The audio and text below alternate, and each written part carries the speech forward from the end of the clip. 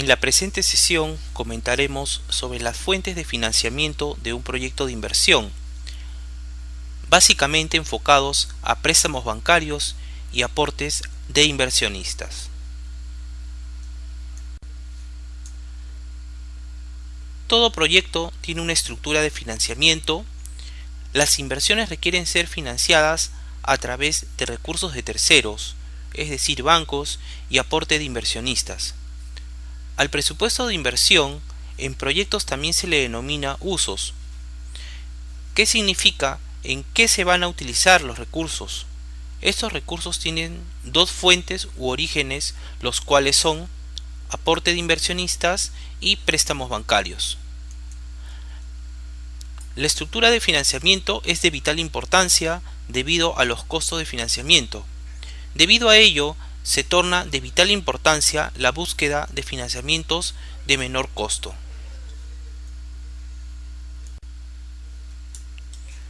Como se puede apreciar en la presente diapositiva, los recursos externos para financiar un proyecto pueden provenir de préstamos bancarios o a través de emisiones de bonos, mientras que los recursos propios se refieren a la emisión de acciones, reinversión de utilidades y aporte de capital. Antes de la puesta en marcha de un proyecto, se debe buscar la mezcla óptima entre los recursos externos y recursos propios para financiar un proyecto. Esto con la finalidad de optimizar la rentabilidad y la generación de valor de un negocio.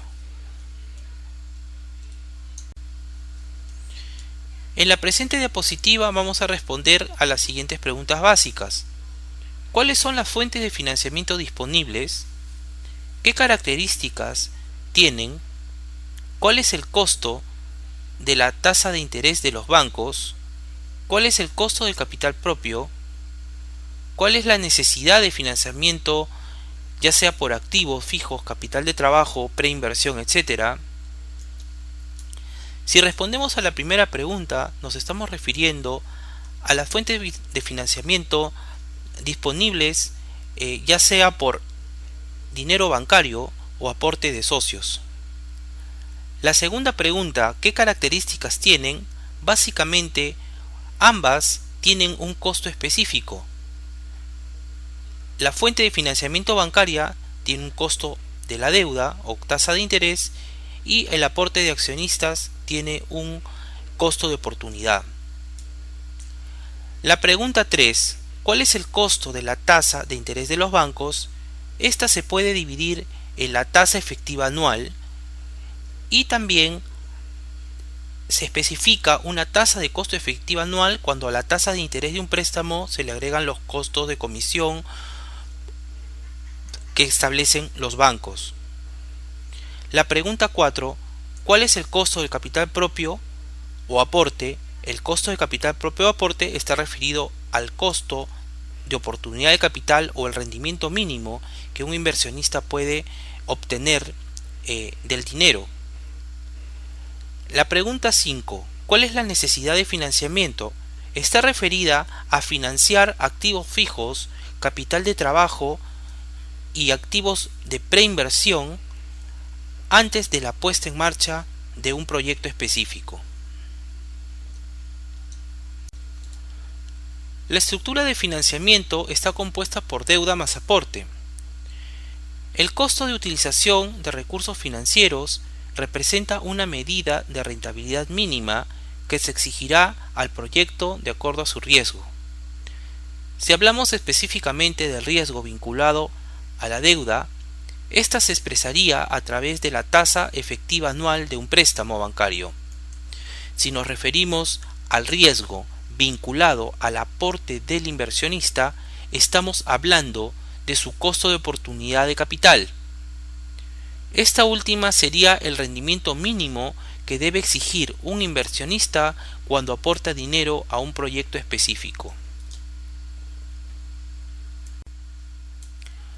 Como habíamos comentado, el costo de la deuda se expresa a través de la tasa de interés bancaria. Esto representa un costo para el proyecto. Sin embargo, para el banco representa un rendimiento. La tasa de interés también se puede explicar como aquel costo asumido por un cliente por utilizar recursos de terceros. Si tuviéramos diferentes fuentes de financiamiento a través de diversas entidades bancarias, deberíamos calcular un costo promedio por las diferentes fuentes de financiamiento. Hay que recalcar que el costo de la deuda disminuye por los efectos del impuesto a la renta. A esta situación se le llama el escudo fiscal de los intereses, que se obtiene multiplicando la tasa de interés bancaria por 1 menos el impuesto a la renta. Esto representa una de las ventajas principales de financiar un proyecto con préstamos bancarios. De hecho, el ahorro en el pago de impuestos representa una ventaja y ahorro de dinero para el proyecto. En principio, el impuesto a la renta se toma directamente del estado de ganancias y pérdidas, ya que pese a las diferencias vistas anteriormente con el flujo de caja, este es el estado de flujo aceptado por la autoridad tributaria. Sin embargo, para poder incluirlo en el flujo de caja económico, es necesario añadirle el escudo tributario o escudo fiscal por los intereses. El escudo tributario es igual a la tasa impositiva por el monto de los intereses. En el presente ejemplo tenemos dos escenarios. Pensemos en el primer escenario, que una empresa no recurre a deudas, por la cual genera una utilidad antes de impuesto de 100 y una utilidad neta de 70. Como podemos apreciar, al no tener deuda tampoco tendrá gastos financieros. Ahora apreciemos el escenario 2. Es una situación con deuda. La deuda asciende a 500 y esta última tiene una tasa de interés del 10%. El efecto en el estado de resultados es un gasto financiero de 50, es decir, 10% de 500. Esto, como se puede apreciar, reduce la utilidad antes de impuestos a 50 y la utilidad neta a 35. Por otro lado, se ha producido un ahorro de 15 por pago de impuesto a la renta. Tal como lo apreciamos en la diapositiva, el gasto financiero al final representa un ahorro por pago de impuesto a la renta de 15.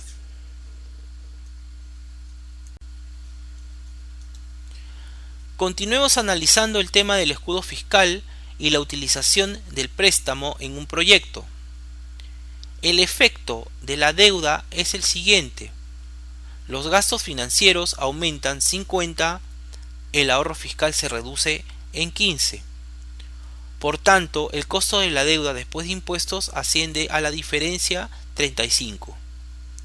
Si lo vemos desde el punto de vista de la tasa de interés, si dividimos el costo de la deuda después de impuestos de 35 entre 500, obtenemos un 7%.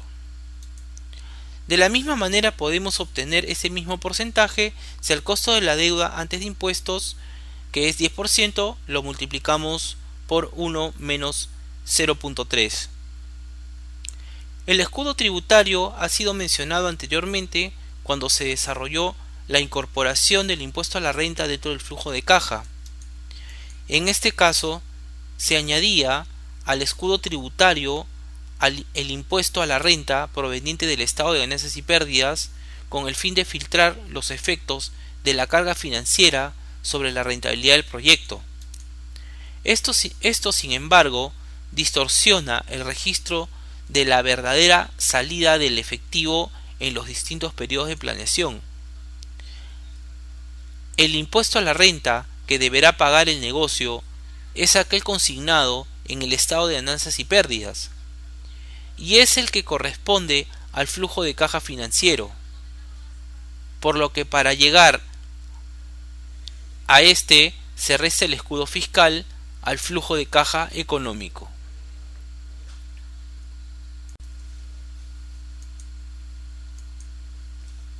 Ahora analicemos el costo del aporte propio.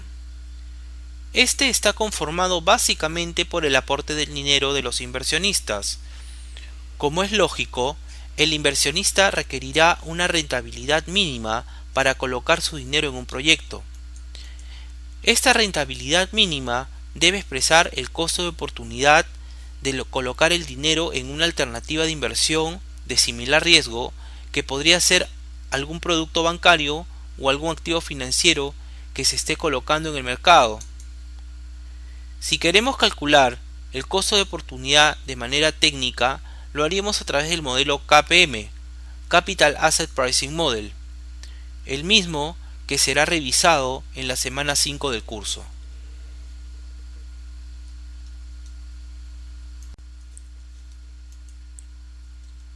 El costo de la estructura de financiamiento finalmente se expresa a través del llamado costo promedio ponderado de capital, o también denominado WACC.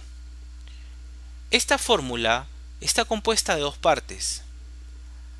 D representa el valor del mercado de la deuda, que debe ser multiplicada por la tasa de interés después de impuesto a la renta, más el costo de capital multiplicado por el valor de mercado de capital de las acciones. Si el valor de la empresa, representado con B chica, se calcula sumando la deuda más el aporte, entonces D sobre B sería la parte de la deuda que financia los activos de la empresa, y E sobre B sería la parte proporcional del capital accionario que financia el valor total de los activos. Podemos añadir finalmente que el WACC representa el costo promedio ponderado de financiación de un proyecto, debido a que pondera el costo de la deuda, el costo del aporte, y los multiplica por las fuentes de financiamiento respectivas.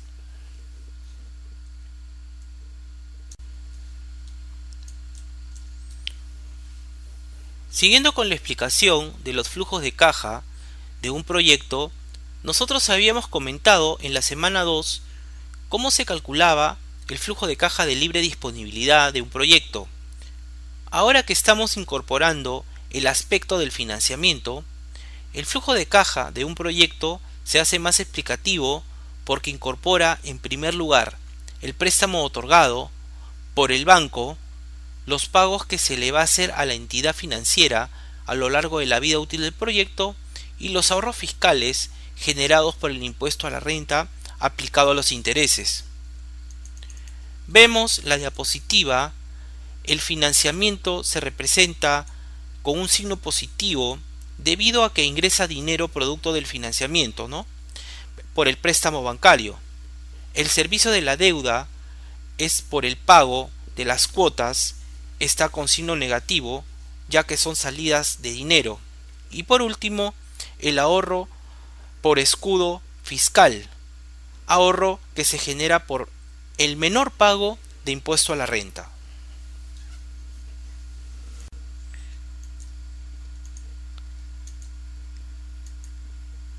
En el flujo de caja financiero se compone de 4 rubros específicamente, los cuales detallamos: el desembolso del principal, que se consigna en el momento en el que se recibió el crédito; la amortización de la deuda a lo largo de la vida útil del proyecto; los intereses o gastos financieros asociados; el escudo fiscal o escudo tributario de los intereses del préstamo. En el flujo de financiamiento neto se registra la alternativa de financiamiento que tiene el proyecto fuera de la inversión en capital propio. El caso más común es el de los préstamos que recibe un proyecto. El flujo de financiamiento neto agregado al flujo de caja económico da como resultado el flujo de caja financiero, que es el que finalmente debe evaluarse para decidir si la inversión del proyecto es rentable o no. Al momento de evaluar un proyecto, es posible que su rentabilidad económica sea mayor que la de un segundo proyecto.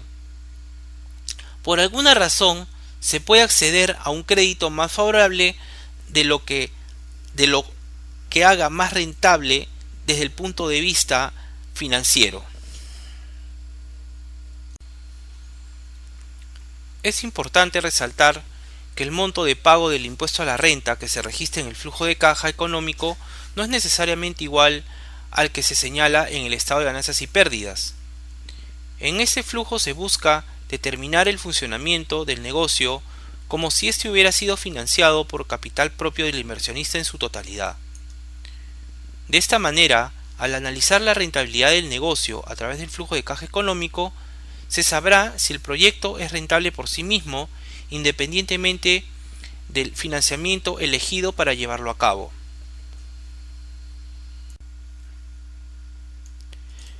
El financiamiento de un proyecto debe ser necesariamente antes del inicio del mismo, esto es en el año cero. Como se puede apreciar en el ejemplo, este representa 5.000 soles.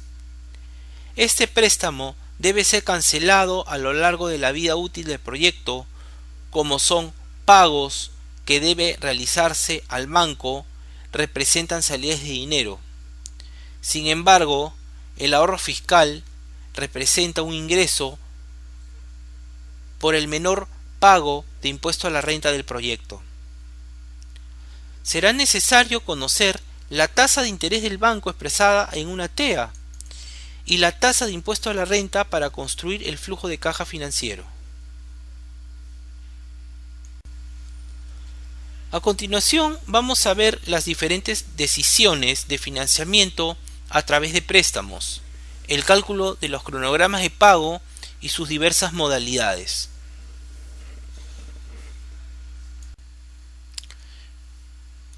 El financiamiento externo es una operación mediante la cual una entidad financiera pone a nuestra disposición una cantidad determinada de dinero mediante un contrato. Tras la concesión del préstamo, adquirimos la obligación de devolver el capital en un plazo de tiempo establecido, además de unas comisiones e intereses acordados en un número de cuotas mensuales. La búsqueda de financiamiento adecuado deberá indicarse considerando cuál es el criterio con el que se seleccionarán las fuentes de financiamiento externo. Es obvio que además de este financiamiento externo habrá un financiamiento generado por los aportes de capital de los socios o dueños del negocio, según las características que la persona jurídica plantee. Entre las variables que deben considerarse para la selección de la fuente de financiamiento se encuentran el monto de la inversión, la tasa de interés, las modalidades de pago y amortización, los plazos y el periodo de pago, las garantías exigidas, los diversos tipos de periodo de gracia, el fin del préstamo, si es solo para activos tangibles, capital de trabajo, etc. Otros requisitos solicitados además. Por otro lado, no solo se puede optar por fuentes de financiamientos tradicionales a través de banca comercial, sino usar las alternativas de financiamiento que se presentan a continuación: línea de crédito, leasing, préstamos bancarios, bonos, préstamos de fomento, crédito comercial, cooperación financiera, factoring, pagarés, financiamiento a través de inventarios.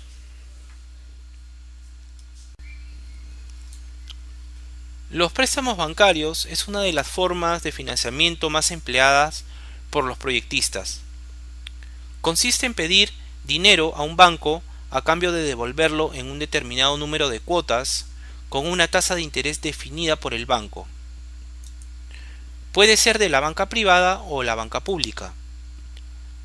Las modalidades de cronogramas de pago son las siguientes: cuota constante, amortización constante e interés constante.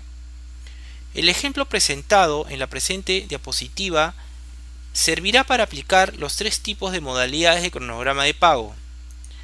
El primero de ellos es el de la cuota constante.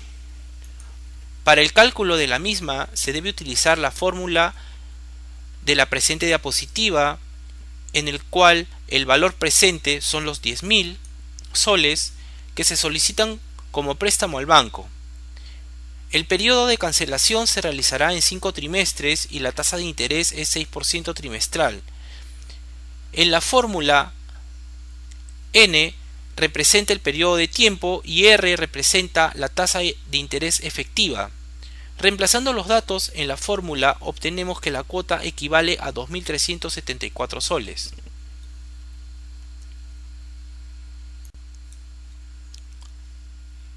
Partiendo del cálculo de la cuota, esta será la misma los 5 trimestres del periodo de préstamo. El interés del trimestre 1 es calculado sobre 6% de 10.000 soles, lo que da un monto de 600.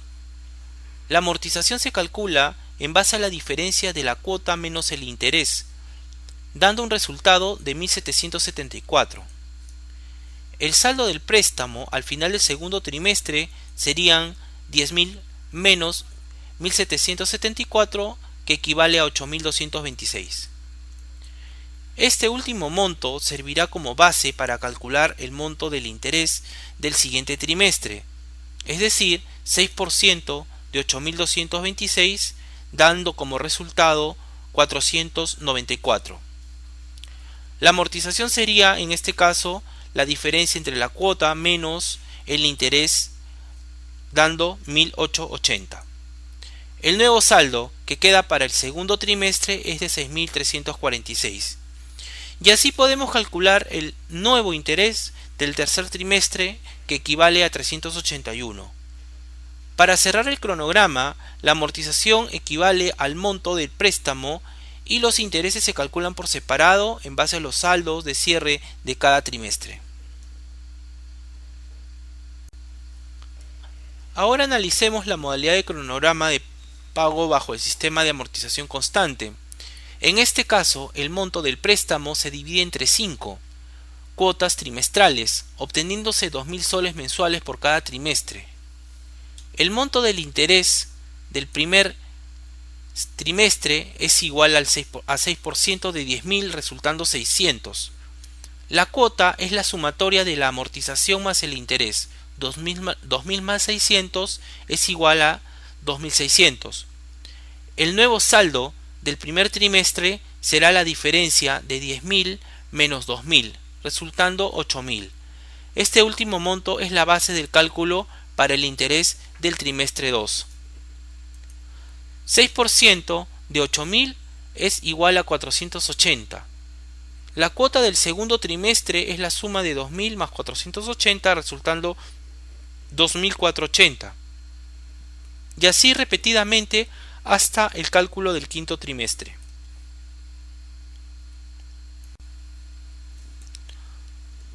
Ahora pasemos a explicar otra modalidad de pago en la cual el interés es constante y el monto del préstamo se devuelve al banco en la última cuota.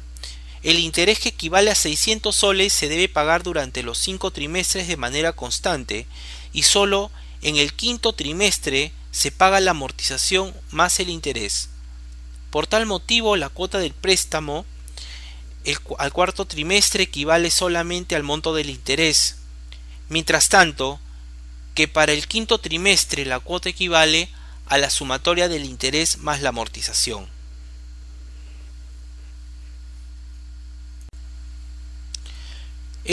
Les planteo una interrogante para que ustedes puedan analizarla.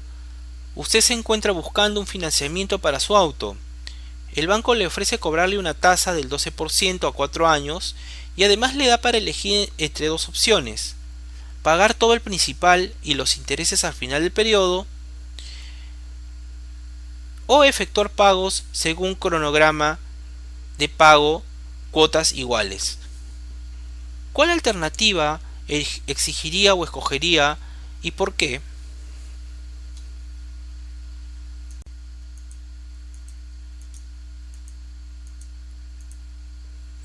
Anteriormente se explicó las metodologías utilizadas para construir el flujo de caja libre, FCL.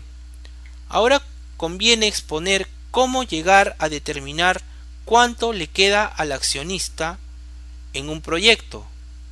Es decir, hay que pasar del flujo de caja libre, lo que entrega el proyecto, al flujo de caja del accionista, FCA, también llamado flujo de caja patrimonial. Antes de explicar la metodología para hallarlo, primero hay que definirlo. El flujo de caja del accionista FCA es lo que le deja el proyecto al accionista luego de cubrir sus costos, pagar sus inventarios, efectuar las inversiones necesarias para la marcha del proyecto. Hasta aquí es el flujo de caja libre. Y pagar a los proveedores. Obviamente lo que queda de efectivo, el accionista se lo puede meter al bolsillo sin ningún problema, pues ya cumplió con todos, trabajadores y proveedores, etc. Es fácil darse cuenta de que en el año T el flujo de caja del accionista viene definido por el flujo caja neto del inversionista es igual al flujo de caja de libro de disponibilidad más el flujo de caja financiero.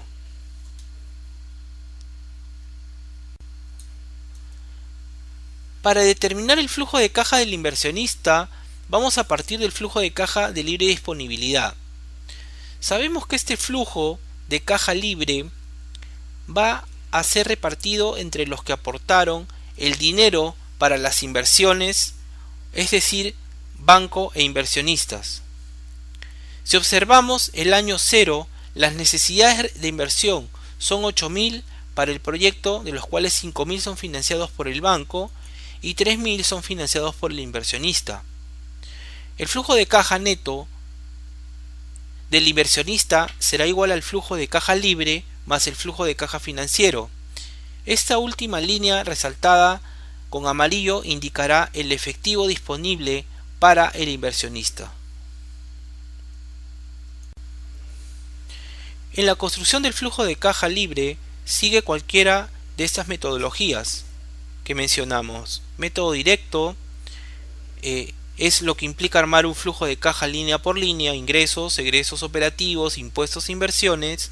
Método del NOPAT, las siglas en inglés de utilidad operativa después de impuestos, utilidad por operativa por 1 menos el tax. El tercer método es el método del EBITDA, en castellano la utilidad operativa más la depreciación y amortización de intangibles.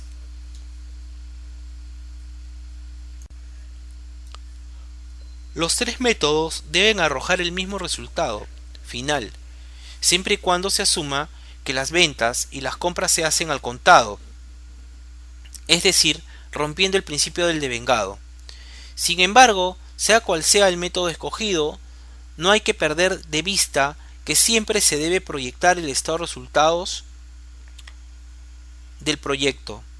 El método directo proporciona el impuesto a la renta. El método del NOPAT brinda la utilidad operativa y el método del EBITDA entrega la utilidad operativa y la depreciación y amortización de intangibles. Es necesario no perder de vista que sea cual sea la estructura del financiamiento del proyecto, el estado de ganancias y pérdidas no debe incluir los gastos financieros, pago de intereses a los bancos.